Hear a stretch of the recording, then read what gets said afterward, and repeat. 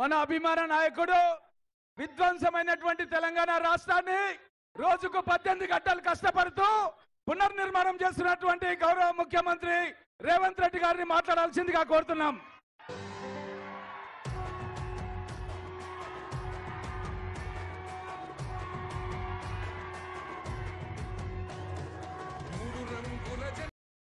మిత్రులారా,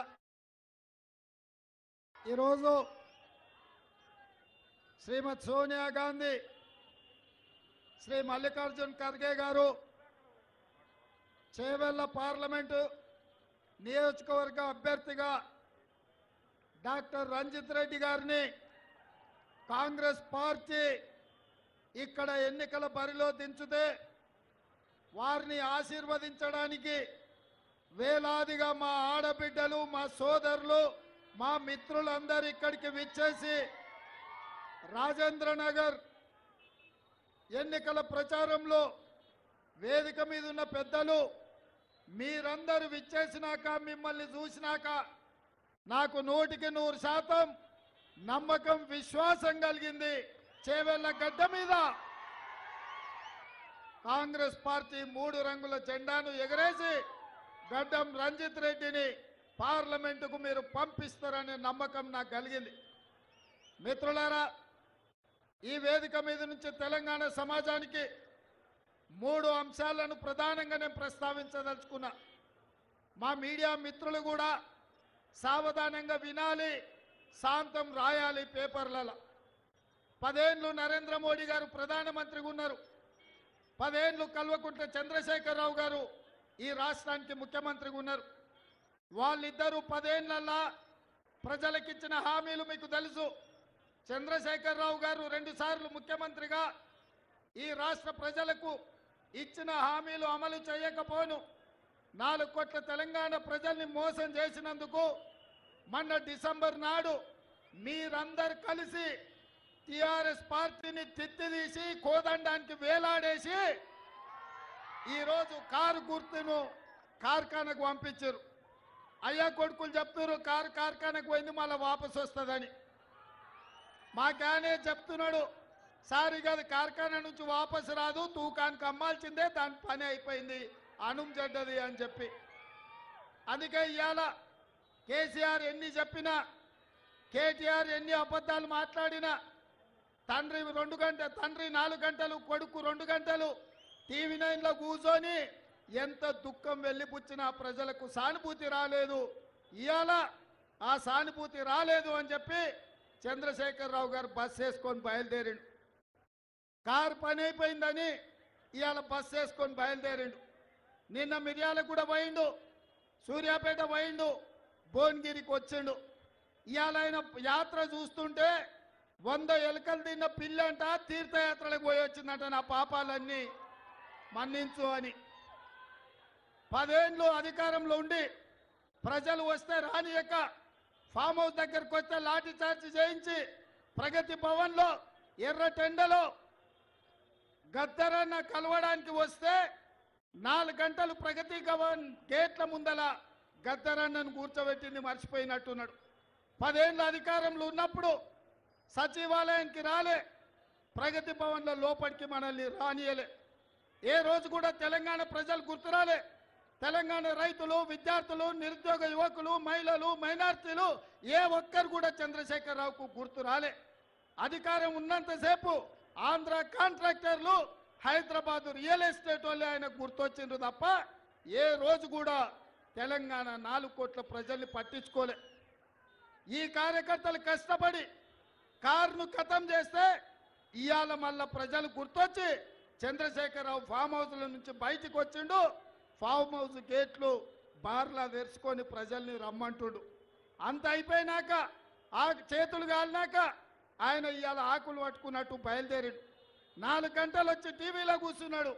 నేను అడుగుతున్న చంద్రశేఖరరావును, 4 గంటలు వచ్చి టీవీలో కూర్చోనికి వచ్చింది కానీ వారం రోజులు అసెంబ్లీ నడిపి కాళేశ్వరం నుంచి ఇందిరమ్మ ఇండ్ల వరకు నిరుద్యోగ యువకుల ఉద్యోగాల కోసము, రైతు రుణమాఫీ కోసము, రైతు బంధు కోసము, మైనార్టీ రిజర్వేషన్ల కోసం అసెంబ్లీలో చర్చ పెట్టినాం. చర్చలు మాత్రం రాలే.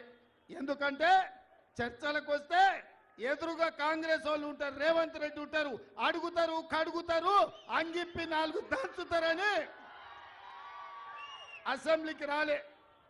ఇక ఆయన పోయిన టీవీలో అడిగేటోడు ఆళ్ళోడే, చూపించేటోడు ఆడోళ్ళే, మొత్తం వాళ్ళే.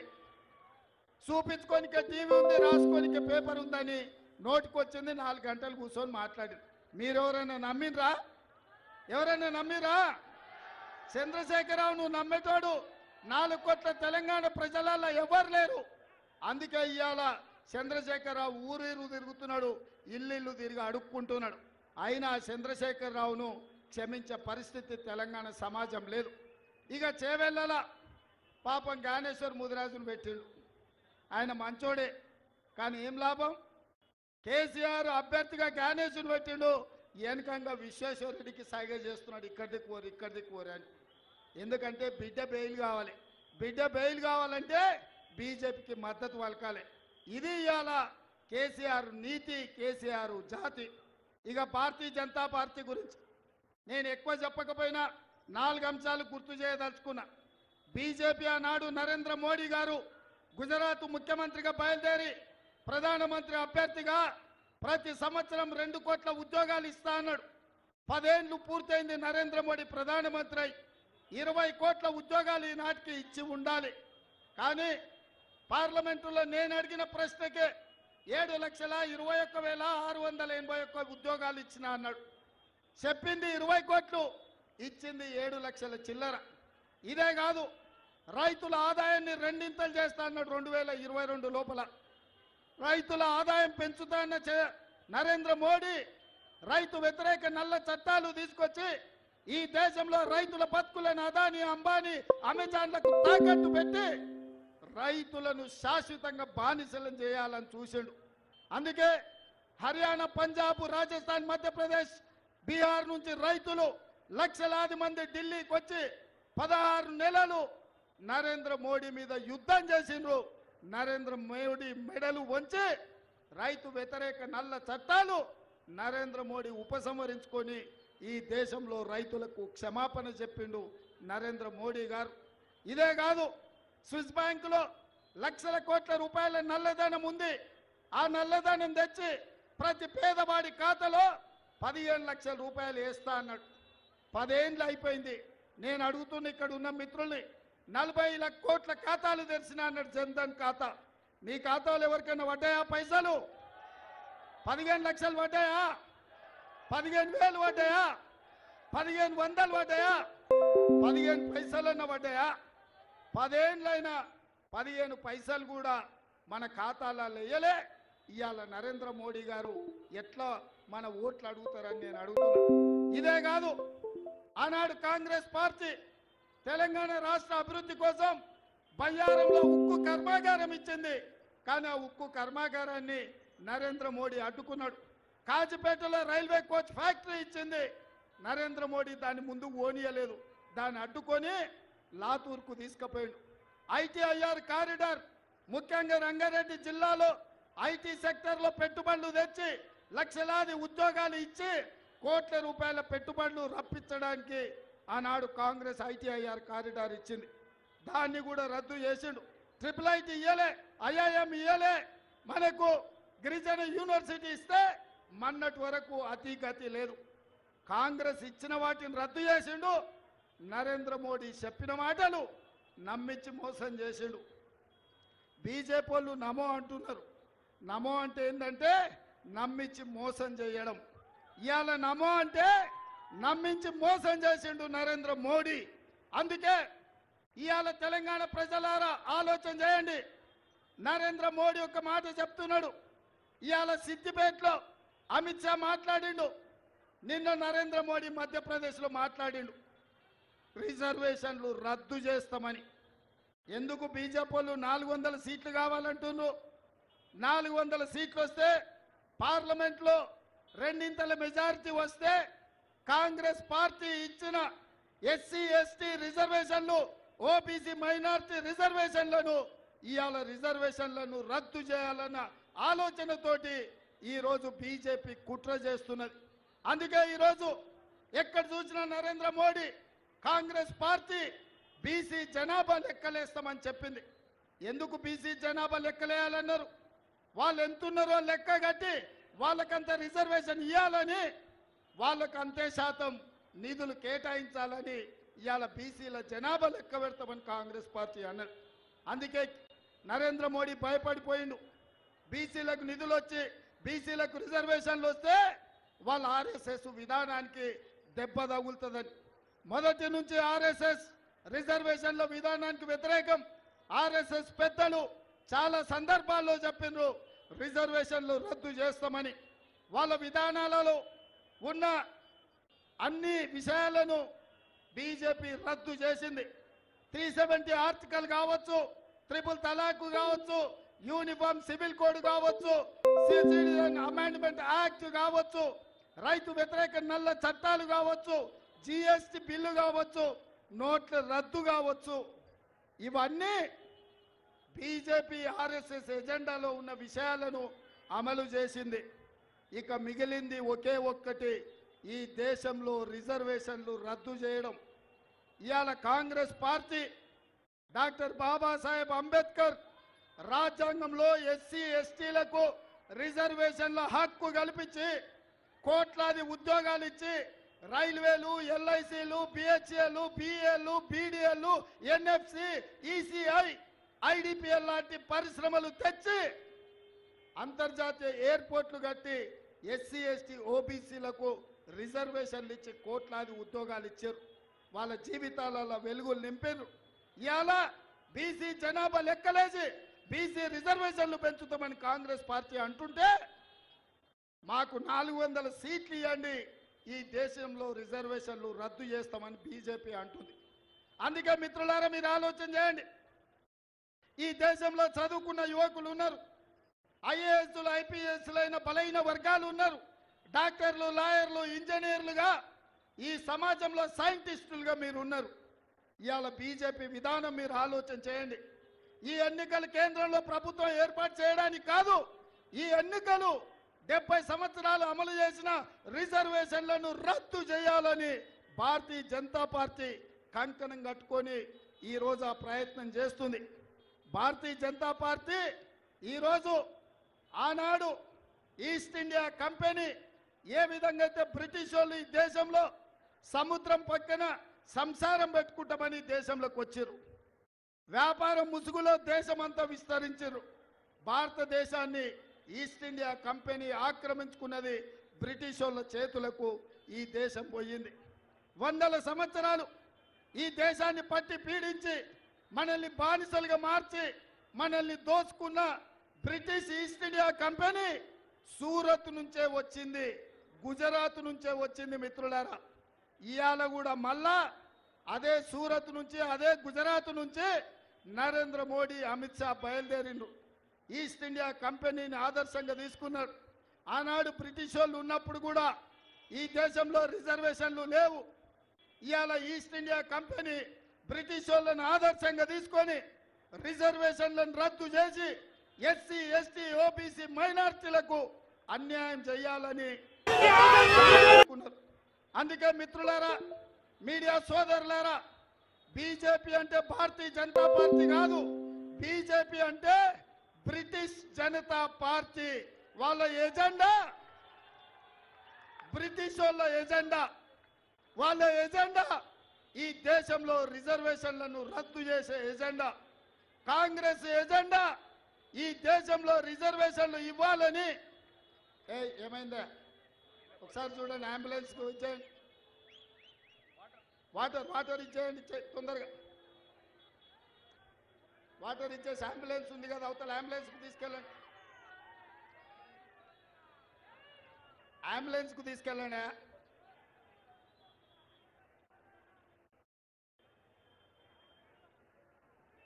ఓకేనా?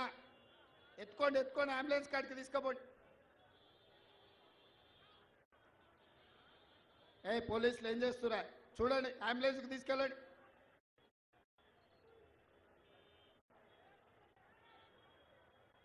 జరగండి అమ్మా, జరగండి తల్లి, అటెండ్ జరగండి. డాక్టర్ ఉన్నాడు కదా అంబులెన్స్లో.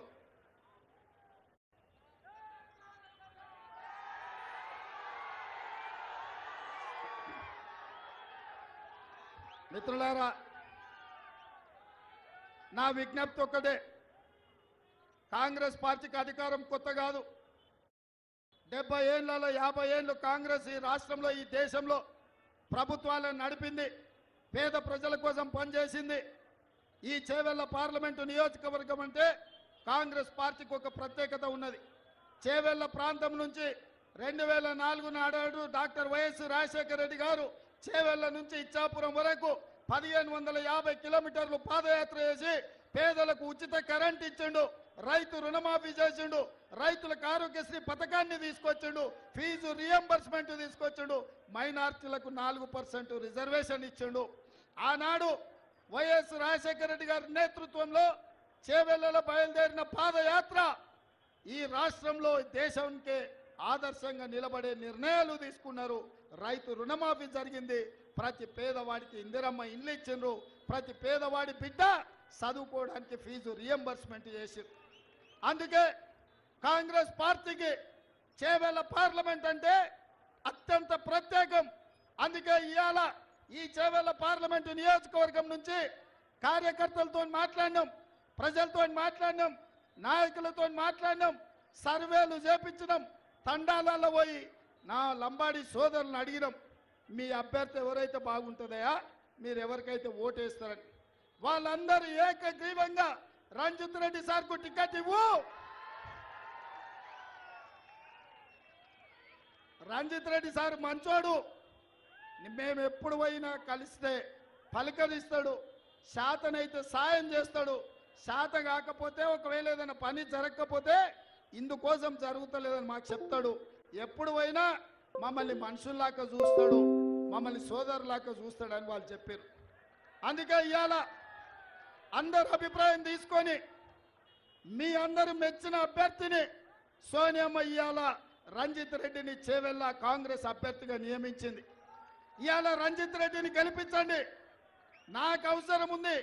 ఎందుకంటే మూసి రివర్ ఫ్రంట్ కట్టాలంటే వికారాబాద్లో మొదలైన మూసి నల్లగొండ నేరేడ్చర్ల వరకు అభివృద్ధి చేయాలంటే 1,00,000 కోట్ల పెట్టుబడి పెట్టి అభివృద్ధి చేయాలి. ఈ అభివృద్ధి చేయాలంటే కేంద్రంలో అనుమతులు తేవాలి, పార్లమెంటులో మాట్లాడాలి. ఇవాళ ప్రభుత్వం అనేది 10 ఏళ్ళు మనం అధికారంలో ఉంటాం. ఈ 10 ఏళ్ళు చేవెళ్ల పార్లమెంట్ అభివృద్ధి జరగాలంటే కేంద్రంలో రంజిత్ రెడ్డి నాకు తోడుగా ఉండాలి, మీ సమస్యల మీద మాట్లాడాలి. మూసీ రివర్ ఫ్రంట్తో పాటు మీ గండిపేట హిమాయత్ సాగర్ను ఈ ప్రాంతాలను అభివృద్ధి చేయాలి, ఉస్మాన్ సాగర్ను అభివృద్ధి చేయాలి, వికారాబాద్ను పర్యాటక క్షేత్రంగా ఆ ప్రాంతాన్ని అభివృద్ధి చేయాలి అని అంటే నాకు నమ్మకమైన మిత్రుడు పార్లమెంట్ సభ్యుడు ఉండాలి. అందుకే సోదరులారా, ఇవాళ డాక్టర్ రంజిత్ రెడ్డిని కాంగ్రెస్ పార్టీ పక్షాన సోనియా మహమ్మద్ తీసుకొని ఇవాళ మీ ముందుకు తీసుకొచ్చిన.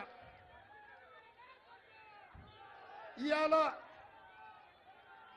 రంజిత్ రెడ్డి కాకుండా ఇంకెవరికైనా ఓటేస్తే పానకంలో పుడకలాక తయారవుతారు, కాళ్ళల్లో కట్టెబెట్టేటోళ్ళు అవుతారు. మనం అభివృద్ధి చేయాలంటే అభివృద్ధి చేస్తే కాంగ్రెస్ కాడ పేరు వస్తుందో అని అడ్డుకునే ప్రయత్నం చేస్తారు. ఒకవేళ నరేంద్ర మోడీ నిజంగానే చేసేది ఉంటే 10 ఏళ్ల నుంచి ప్రధానమంత్రిగా ఉన్నాడు. మనకు వికార శాటిలైట్ సిటీకి జైపాల్ రెడ్డి గారు 2,500 కోట్లు ఇచ్చిండ్రు. అవి ఎందుకు రద్దు చేసిండో మిత్రుడు విశ్వేశ్వరరెడ్డి గారు చెప్పాలి. ఎందుకు ఎంఎంటీఎస్ రైలు ఎయిర్పోర్ట్కు పోలేదు, ఎందుకు ఎంఎంటీఎస్ రైలు మీకు చేవెళ్ల వరకు వికారాబాద్ వరకు రాలేదని నేను అడుగుతున్నా. ఇవాళ వాళ్ళకు ఉపయోగం, చేవెళ్ల ప్రజలకు ఉపయోగం లేదు. అందుకే నేను కూడా వికారాబాద్ జిల్లా నుంచే ఎమ్మెల్యేగా నా 3 మండలాలు ఇవాళ వికారాబాద్ జిల్లాలో ఉన్నాయి. రాష్ట్ర ముఖ్యమంత్రిగా మీ జిల్లా నుంచి నేను ఉన్నప్పుడు తాండూరు, పరిగి, వికారాబాద్, చేవెళ్ల, అదేవిధంగా మనకున్న మహేశ్వరం, రాజేంద్ర నగర్, అదేవిధంగా శేర్లింగపల్లిలో అభివృద్ధి జరగాలి అని అంటే మన పార్లమెంట్ సభ్యుడు ఉండాలి. మన పార్లమెంట్ సభ్యుడిని గెలిపించండి మిత్రులారా. మీరు అనుకున్న అభివృద్ధి చేసే బాధ్యత నాది. ఎందుకంటే ఇవాళ నాకు పార్లమెంట్ సభ్యుడు నా చేతిలో ఉంటే, నాకు అండగా ఉంటే ఢిల్లీలో అన్ని అనుమతులు ఏడాది తిరిగే కల్లా సాధిస్తా. 1,00,000 కోట్లతోటి మూసి రివర్ ఫ్రంట్ అభివృద్ధి చేసి మీ భూముల ధరలు మీ మొత్తం కాలుష్యాన్ని మొత్తం కడిగే బాధ్యత నాది. నగరాన్ని విస్తరించే బాధ్యత నాది. ఇవాళ మీ ప్రాంతాన్ని అభివృద్ధి చేసే బాధ్యత నాది. అందుకే సోదరులారా, రాజేంద్ర నగర్లో ఇవాళ ఈ ఏర్పాటు చేసిన సమావేశం నాకు సంపూర్ణమైన విశ్వాసం కలిగించింది. ఇవాళ చేసింది చెప్పుకోలేక, ప్రజలకు ఇచ్చింది చూపించడానికి లేక, బీజేపీలకు ఒకటే పిచ్చి పట్టుకున్న దేవుడు పిచ్చి. నేను ఒక్క మాట చెప్పదలుచుకుని ఇక్కడ ఉన్నోళ్లకు, అయ్యా దేవుడు గుడిలో ఉండాలి, భక్తి గుండెల్లో ఉండాలి. అవునా? మన తండ్రులు తాతలు ముత్తాతలు వాళ్ళ తండ్రి తాతలు కూడా దేవుళ్ళకు పూజ చేయలేదా? బోనాల పండుగ చేయలేదా? బతుకమ్మ పండుగ చేయలేదా? ఎల్లమ్మకు మైసమ్మకు పోసమ్మకు కోడి కొయ్యలేదా? కళ్ళు కొయ్యలేదా మనం?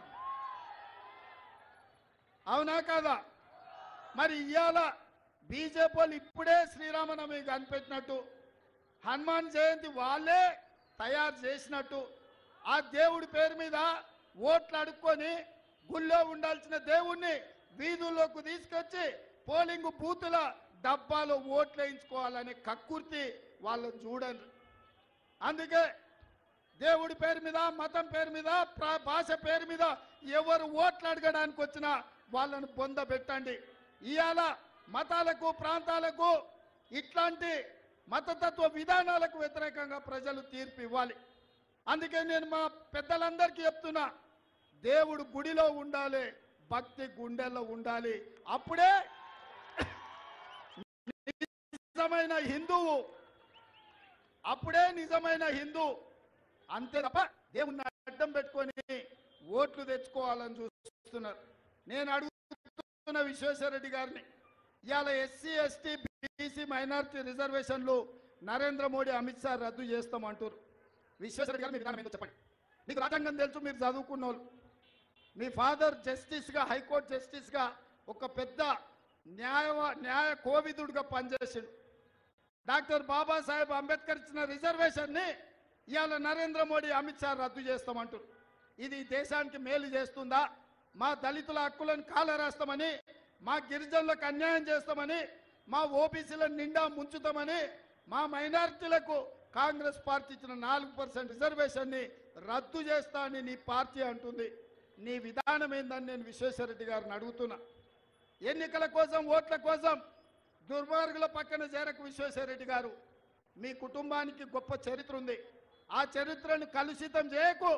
మూసి ఎట్లయితే కలుషితం అయిందో మీ కుటుంబ చరిత్రను కూడా ఇవాళ కలుషితం చేయొద్దు అని చెప్పి విశ్వేశ్వరరెడ్డి గారికి విజ్ఞప్తి చేస్తున్నా.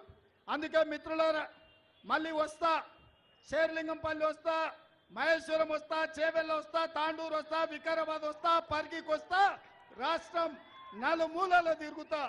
రంజిత్ రెడ్డిని 1,00,000 మెజార్టీతో గెలిపించండి. మీరందరు సిద్ధమేనా?